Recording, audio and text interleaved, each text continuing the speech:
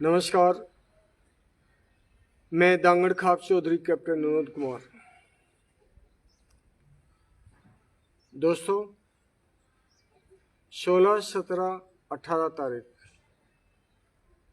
शोरम सरोखाप पंचायत पर एक बड़ा सरोखाप सम्मेलन होने जा रहा है। समय समय पर ये सम्मेलन होता आए हैं और हर बार पंचायत का सम्मेलन का उद्देश्य रहता है कि हमारी विरासत, खाप, खेड़ा खेत संस्कृति को बचाने के लिए हम बातचीत करें और ऐसी कुरीतियों के बारे में हम जनता को, लोगों को जागरूक करें जिनके कारण हमारी संस्कृति पर असर पड़ता है, हमारे खाप, खेड़ा खेत संस्कृति को कमज़ोर करती है तथा ऐसे दुष्प्रभावी शराब, नशा आदि के खिलाफ हम लोगों को जागरूक करें। तो ये सम्मेलन होना बहुत ज़रूरी है। इस सम्मेलन का उद्देश्य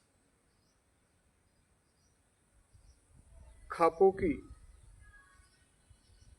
पहचान, संस्कृति को बचाना और लोगों को अंधविश्वास, ढोंग, आडंबर के खिलाफ जगाना है। हम सब जानते हैं कि भारत अब एक प्रजातंत्र देश है जिसमें चुनी हुई सरकार है और कानून बनाने के लिए चुने हुए विधायक, सांसद हैं। फिर भी देश के अंदर सभी जाति, धर्म, समुदाय, संप्रदाय, सभी प्रकार की नस्ल, सभी प्रकार की जातियों को अपने रीति रिवाज बचाने के लिए संविधान में हक दिया गया है। इस सम्मेलन में खाप के बारे में बात हो, सामाजिक बुराइयों के बारे में उनका विरोध हो। यह सम्मेलन राजनीतिक न हो जाए, इसके लिए मैं सभी खाप चौधरियों से निवेदन करता हूँ, प्लीज़ राजनीतिक पार्टियों के नेताओं को दूर रखो। आपको जिसकी वोट देनी है उसको दे दीजिए। अगर वहाँ के मौजूदा सांसद, विधायक आएंगे तो कोई समाजवादी को फॉलो करता है, कोई बहुजन समाजवादी को, कोई बीजेपी को, कोई लोकदल को। वो समय आने पर ये दल बदल भी कर लेते हैं। चलिए, जो सामाजिक हमारी कुरीतियाँ हैं उन पर हम विचार करते हैं और इन पर विचार होना चाहिए। सबसे पहले मैं बात करता हूँ एक गोत्र में शादी का विरोध। एक गोत्र में शादी का विरोध यानी कि एक गोत्र में शादी का मतलब है बहन भाई की शादी। हमारी वैदिक संस्कृति, हमारे सनातन धर्म आदि में भी एक गोत्र में शादी का हम सब विरोध करते हैं और इस सम्मेलन में भी एक गोत्र में शादी का विरोध रहेगा। दूसरा है कानून में समलैंगिक विवाह को मान्यता का विरोध। समलैंगिक विवाह का हम विरोध करते हैं और इसी मुद्दे पर सम्मेलन में बातचीत होना चाहिए। तीसरा है लिव इन रिलेशनशिप का विरोध। बिना शादी के बच्चे जो शादीशुदा की तरह रहते हैं वह समाज के लिए, हमारे लिए एक बहुत बड़ा घातक है। पासवर्ड खोल दो इसका, बहुत ही घातक है। हम समलैंगिक को समर्थन देने वाले कानून का विरोध करते हैं। तीसरा है लव मैरिज। चौथा, लव मैरिज जो बच्चे करते हैं, पढ़ाई के कारण, नौकरी के कारण दूर रहते हैं और आपस में संबंध जुड़ जाता है तो माता पिता की सहमति होनी चाहिए और इसमें माता पिता की सहमति होनी चाहिए तथा इसमें गोत्र को छोड़ करके विचार होना चाहिए। शादी में ज्यादा खर्च का विरोध, रात की शादी का विरोध, मृत्यु भोज का विरोध, नशे का विरोध, इसके अलावा राजनीति में अपराधियों का बढ़ता हुआ आधार का विरोध करते हैं। और जो हमारे समाज में बहुत ज़्यादा घटनाएं हो रही हैं, फर्जी बेनामी करना या किसी का हक मार लेना, उसका हम विरोध करते हैं। भाई फिर लग गए तो एक बात की चर्चा जोरों पर है कि अंतरजातीय विवाह का कुछ लोग समर्थन कर रहे हैं। और समर्थन इसलिए कर रहे हैं कि जाटों में बच्चों की शादी नहीं हो रही है। जो भी लड़कियां हैं वे और उनके माता पिता चाहते हैं कि हमारी लड़की की शादी नौकरी वाले का ही हो। देखिए, नौकरी 10 साल की, 15 साल की, 20 साल की, 30 साल की, एक न एक दिन आदमी को घर आना है। इसका एक सीधा सा हल है, हम लोग भ्रूण हत्या ना करें। महिलाएं ही जब छोटी बच्ची को गर्भ में ही गर्भपात करवा देती है तो आपको बहू कहाँ मिलेगी? अगर जाट के घर में जाट की लड़की नहीं आएगी, ब्राह्मण के घर में ब्राह्मण की लड़की नहीं आएगी, राजपूत के घर में राजपूत की लड़की नहीं आएगी, और ऐसी नस्ल आएंगी जो आपका संस्कार, व्यवहार, घर की इज्जत, रीति रिवाज को नहीं समझती है। जो बेटी दूसरी जाति की है और वह आपके प्रथा, रीति रिवाज, परंपरा को दरकिनार करके अपने घर के रीति रिवाज, परंपरा को निभाएगी, तो फिर आपका घर राजपूत, अहीर, जाट, गुर्जर, ब्राह्मण नहीं रहेगा। तो इसका सीधा हल है कि बच्चियों का हम गर्भपात ना करवाएं। और शादियों में ज़्यादा खर्च से डरने की वजह से जो लोग बच्चियों का गर्भपात करवाते हैं, हम बिल्कुल खर्च ना करें। हमारी नस्ल बचे, आने वाली फसल हमारी ही नस्ल की फसल हो, इसके लिए बिल्कुल दहेज का लेना और देना प्रतिबंध करें। शादी में जब दहेज नहीं होगा, एक आम आदमी, गरीब आदमी इस विश्व में बढ़ती हुई महंगाई के दौर में शादी कैसे करेगा? एक तोले का भाव 1 लाख, 1.25 लाख से ऊपर है और गरीब आदमी के पास तो 1 लाख भी पैसा नहीं है। तो ये धन दौलत ये सब हमें गरीब बनाती है। और शादी में जो खर्चा होता है, ना वो लड़की को के घर में जाता है ना लड़के के घर में जाता है। वो जो भी खर्चा, कपड़े का, आभूषण का, बारात का, ये सब खर्चा उद्योगपति और जो लोग इसका शादी ब्याह का व्यवसाय करते हैं उनको फ़ायदा होता है और गरीब गरीब ही रह जाता है।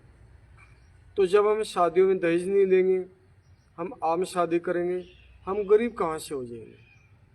बिल्कुल गरीब नहीं होंगे।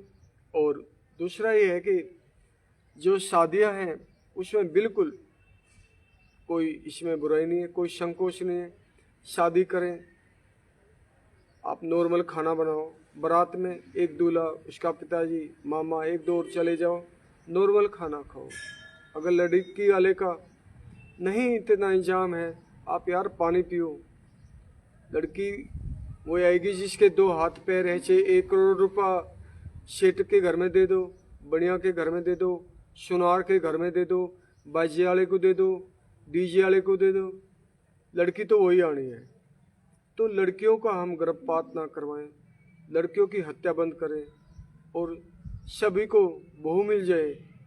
सभी अपनी संस्कृति की, अपनी नस्ल की ही फसल की पैदा करने वाली बेटी आएगी, बहू आएगी, तब जा कर के हमारी नस्ल बचेगी। अंतरजातीय विवाह इसका कोई भी समाधान नहीं है। अंतरजातीय विवाह का मतलब है जो लड़की आपके घर में आ रही है वह जिस जाति की है, आने वाले समय में क्या पता कोई सरकार कोई ऐसा कानून बनाए कि जहां आज माँ को वो अधिकार नहीं है जो बाप को अधिकार है। जैसे किसी भी संतान में स्कूल में नाम लिखाते हैं विनोद कुमार सनोप चौधरी, सुखबीर सिंह ना लिख करके विनोद कुमार श्रीमती कमला देवी लिखेंगे, ऐसा भी हो सकता है। तो ये कोई जरूरी नहीं है।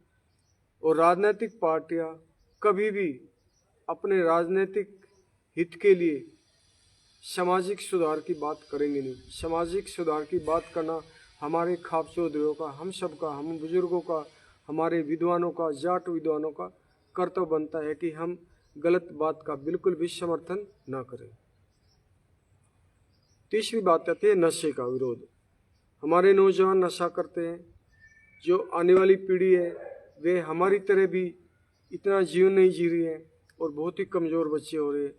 नशे के आदी होकर के बच्चे अपना जीवन बर्बाद कर रहे हैं। इसका असर सबसे ज़्यादा धन की बर्बादी और घर में बच्चा पैदा करने की क्षमता पर असर डालता है। नशे का विरोध केवल एक सम्मेलन करने से, बात कहने से आई गई बात हो जाएगी। इसके लिए खुद हम सबको इकट्ठे होकर के सामूहिक रूप से सभी जाति धर्म गांव के लोग इकट्ठा होकर के हर गांव से शराब के ठेके हटाएं और अपने क्षेत्र में हमें समाज सुधार करने का पूरा हक है। जब ठेका नहीं रहेगा तो बच्चे नहीं जाएंगे। एक दिन में ये काम नहीं हो सकता है। कानून में हाथ नहीं ले सकते, कानून को हाथ में नहीं ले सकते हैं, लेकिन शांतिपूर्वक धरने पे बैठ सकते हैं। और क्यों, अगर बिहार में शराब बंद हो सकती है, गुजरात में बंद हो सकती है, तो उत्तर प्रदेश में भी शराब बंद करने के लिए, बंद करवाने के लिए हमें आगे आना पड़ेगा। और ऐसे सांसद विधायकों को बताना पड़ेगा कि आप संसद में और विधानसभा में शराब के लिए, शराब को बंद करने के लिए आवाज़ उठाएंगे तो हम आपके साथ हैं, नहीं तो आपका गांव में समाज में बहिष्कार है। तीसरा है अपराध को कैसे ख़त्म किया जाए। हर गांव में, हर समाज में अपराध इस कदर बढ़ रहा है और कुछ लोग, कुछ बच्चे तो अपराध के डर की वजह से, कुछ बुजुर्ग या कोई लोग आत्महत्या तक कर लेते हैं। तो कोई भी अपराध को बढ़ाता है उसका हम सामाजिक बहिष्कार करें और बिल्कुल सच के साथ खड़े हो जाएं और कानून में उसको मदद करेंगे। इस बात को छोड़ दें, अरे इस घर का तो नाश होगा, उसका क्यों होना। अरे नाश वाश कहीं नहीं होता, आपको अपराध का नाश करना है, घर का नाश मत। हम कब कह रहे किसी के घर में आग लगा दो, हम कब कह रहे किसी को मार दो। अपराधी को मारो मत, लेकिन अपराधी को जेल करवाओ, गिरफ्तार करवाओ, कानून की मदद करो। आप फर्जी चौधरी हैं नहीं तो सब। आप अगर अपराधी को अपने घर बुलाते हैं, अपराध का विरोध नहीं करते हैं, आप चौधरी नहीं हैं। आप अकेले रह जाइए, सच पर, अपनी बात पर अड़ जाइए। मैं फिर एक बार कहता हूं कि अपराध अगर खत्म हो जाएगा तो शराब का भी व्यवसाय खत्म हो जाएगा। जो नशे का व्यापार करते वो व्यापार भी खत्म हो जाएगा। राजनीतिक पार्टियां या किसी भी प्रकार का चुनाव, यहाँ तक कि एक प्रधानी का चुनाव, प्रधानी में भी या मेंबर होते हैं, उनको कोई नहीं पूछता चुनाव के बाद में, लेकिन वो भी अपने वार्ड पे जीतने के लिए शराब का इस्तेमाल करते हैं। तो क्या जरूरी है ये सब? आगे बढ़ के आना पड़ेगा, आपको सबको बुराई लेनी पड़ेगी। कोई गाली देता है देने दो, आपको अच्छी बात कहना है तो कहना है। तीसरा है फर्जीवाड़ा। फर्जीवाड़ा, फर्जी खाप चौधरी, किसी संगठन, किसी समूह द्वारा बनाए गए चौधरी किसी भी अपराध का विरोध नहीं करेंगे। वे सामाजिक बुराइयों का विरोध कर ही नहीं सकते, क्योंकि उनको बनाते ही असामाजिक लोग हैं, तो विरोध कैसे कर देंगे। और सब जानते हैं किस खाप में कौन क्या है, कहाँ कैसे है। कोई संगठन अपने संगठन को मजबूत करने के लिए अपने साथ एक चौधरी को समर्थन जुटाने के लिए किसी भी खाप में जाता है और पगड़ी बांध के आ जाता है और सरकार को, राजनीतिक पार्टियों को ब्लैकमेल करते हैं कि देखो मेरे साथ कितने खाप चौधरी है। कोई खाप चौधरी का असर वोट पे नहीं पड़ता है। अगर किसी राजनीतिक पार्टी को वोट देते हैं तो लोग व्यक्तिगत देते हैं, उस सांसद विधायक के काम की वजह से देते हैं, या उस पार्टी के महापुरुष चाहे चौधरी चरण सिंह, इंदिरा गांधी, अटल बिहारी वाजपेयी, महात्मा गांधी, सुभाष चंद्र बोस, चौधरी देवीलाल आदि को देख करके दिमाग में बैठा के वर्तमान उनके वंशजों को वोट देते हैं या उनकी पार्टी को वोट देते हैं। किसी खाप चौधरी के कहने से कोई भी वोटर वोट नहीं देता है, और मुझे नहीं लगता कि कोई खाप चौधरी फर्जी बनाकर वो किसी पार्टी का प्रचार करता होगा या किसी संगठन के कहने से उसका प्रचार करता होगा। जहाँ तक बात आती है राष्ट्रीय लोकदल, इसकी सर छोटूराम चौधरी चरण सिंह और राजा सूरजमल, राजा महेंद्र प्रताप, हम सबको इनको याद रखना चाहिए। ये हमारी खापों को बचाने के लिए एक हमें रास्ता दे गए हैं और हमें सिखा गए हैं। कभी भी हम किसी को, महाराज राजा भरतपुर वाले सूरजमल को, सर छोटूराम को, राजा महेंद्र प्रताप को, चौधरी चरण सिंह को, देवलाल जी को, चौधरी अजीत सिंह को, आदि महापुरुषों को, बाबा महेंद्र टिकैत को, आदि महापुरुषों को नहीं भूलना चाहिए। फिर ये बातें उठती है। इससे अगला जो मैं वीडियो बनाऊंगा गठवाला खाप और बालियान खाप में जो आजकल प्रकरण चल रहा है उस पर मैं बनाता हूं और आपको इसका अगला वीडियो मिलेगा।